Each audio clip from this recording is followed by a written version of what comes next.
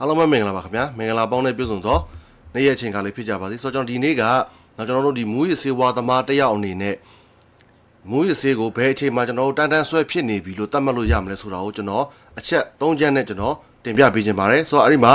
ကျွန်တော်နံပါတ်1အချက်ကပါလဲဆိုတော့ကျွန်တော်ထိန်းချုပ်နိုင်စွမ်းမရှိတော့ခြင်းနော်ဘယ်လိုမျိုးထိန်းချုပ်နိုင်စွမ်းမရှိတော့ခြင်းဆိုတော့ကျွန်တော်ဖျက်ရတာခက်ခဲနေတယ်နော်သုံးဆွဲခြင်းနဲ့ သုံးဆွဲနေရတာနဲ့ကျွန်တော်ရက်တန့်ခြင်းနဲ့နားလိုက်ခြင်းနဲ့စိတ်ရှိတယ်ဒါပေမဲ့ကျွန်တော်ကိုယ်စိတ်ကိုထိန်းလို့မရဘဲနဲ့ဇက်တိုက်သုံးဆွဲမိနေတယ်နော်နောက်တစ်ခုကကြတော့ပမာဏတိုးပြီးတော့အသုံးပြုခြင်းပမာဏတိုးပြီးတော့အသုံးပြုခြင်းဆိုတာက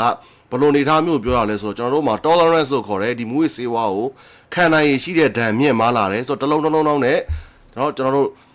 အရက်ဆုံးနဲ့တစ်ခွက်နှစ်ခွက်လောက်နဲ့ကျွန်တော်မမူးတော့ဘူးဆိုတော့အဲ့တက်ပို့ပြီးပမာဏကိုတိုးပြီးသုံးဆွဲမှတိုးပြီးတော့တောက်မှမူးတဲ့အရာသာဒီ high ဖြစ်တဲ့အရာသာကိုခံစားရတယ်နော်နောက်တစ်ခုကကြတော့အချိန်ပေးရတာပုံများလာတာဘယ်လိုမျိုးအချိန်ပေးရတာပုံများလာလဲဆိုတော့ကျွန်တော်တို့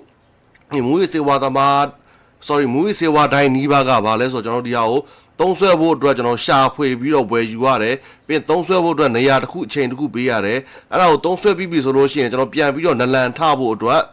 အချိန်တစ်ခုပေးရတယ်ဆိုတော့အဲ့လိုအချိန်တွေများစွာပေးတယ်ရတဲ့အခါမှာကျွန်တော်တို့လူမှုပတ်ဝန်းကျင်ကနေပြီးတော့တွေးဖယ်သွားကြတယ်တယောက်တည်းဖြစ်သွားကြတယ်เนาะဆိုတော့အဲ့လိုမျိုးကိုပြောတာပါအချိန်ပေးရမှုတွေများပြားလာမယ်နောက်နံပါတ်2အချက်နေရကြတော့ကျွန်တော်တို့လူမှုရေးနဲ့လုပ်ငန်းခွင်တွေမှာကျွန်တော်တို့ထိခိုက်လာတယ်เนาะဘာလဲဆိုတာဝန်တွေပြက်ကွက်လာတယ်နောက်ကျွန်တော်ကြောင်းတွေအလုပ်တွေအိမ်တော်မှုကိစ္စတွေကျွန်တော်တို့ခိုင်းလုံးနေကြပုံစံတိုင်းမကူညီပေးနိုင်တော့ဘူးမလုပ်ပေးနိုင်တော့ဘူးစိတ်အာရုံကမူဝေးစေဝါတဲ့ပဲရောက်နေတယ်ဒါတော့သုံးအောင်ပဲအရေးကြီးနေနောက်တစ်ခုကဝါသနာများကိုစွန့်လို့ခြင်းဆိုတော့ကျွန်တော်ပုံမှန်အနေထားတရက်မှာကျွန်တော်တို့ကေတာတီးရင်တီးနေမယ်နောက်ပြီးတော့ကျွန်တော်တို့စာဖတ်ခြင်းဖတ်နေမယ်တချင်းလေးတွေနားထောင်နေမယ်ဒါမှမဟုတ်ရင်ကျွန်တော်တို့ channel မှာဆင်းပြီးတော့ကျွန်တော်တို့မြေလေးတွေတူးဆွပြီးတော့တစ်ပင်လေးတွေစိုက်နေမယ်ရေလေးတွေလောင်းနေမယ်ကျွန်တော်တို့ဝါသနာပါရပေါ့ဗျာစပိန်စီးရင်လည်းစီးမယ်ဟုတ်လားအများကြီးပဲရှိတယ်ဆိုတော့အဲ့ဝါသနာပါရတွေကိုကျွန်တော်တို့မလုံနိုင်တော့ဘူးအဲ့ဒီဟာတွေကျွန်တော်မေးရော်လာတယ်မူဝေးစေဝါသုံးဆွဲဖို့ကိုပဲကျွန်တော်တို့အာရုံရောက်နေတယ်နောက်တစ်ခုကကျတော့ဆက်ဆံရေးပြပြခြင်းကျွန်တော်ရှေ့မှာလည်းပြောသွားတဲ့အထဲမှာပါတယ်ကျွန်တော်ဒီမူဝေးစေဝါကိုပဲအာရုံစိုက်ပြီးတော့ကျွန်တော်တနေ့တာလည်းပတ်ဖို့အတွက်ဒါကိုပဲမရရအောင်ကြံစီနေရတယ်မရရအောင်အသုံးပြုနေရတာဖြစ်တဲ့အတွက်လူမှုရေးเนาะကျွန်တော်တို့မိသားစုအရေးအစရှိသဖြင့်ဒီလူတွေနဲ့ကျွန်တော်တကယ်ချင်းတွေမိတ်ဆွေတွေနဲ့ကင်းကွာလာပြီးတော့ကျွန်တော်လူမှုရေးပြပြမှုတွေဖြစ်လာမယ်နောက်နံပါတ်3ကကြောင့်ဘေးထွက်ဆိုးကျိုးရှိနေတော့ညာလဲဆက်လက်သုံးဆွဲနေခြင်းเนาะဒါကတော့ရှင်းပါတယ်ကျမ်းမာရေးထိခိုက်မှုရှိတယ်ကျွန်တော်တို့နဲ့မတည့်တော့ဘူး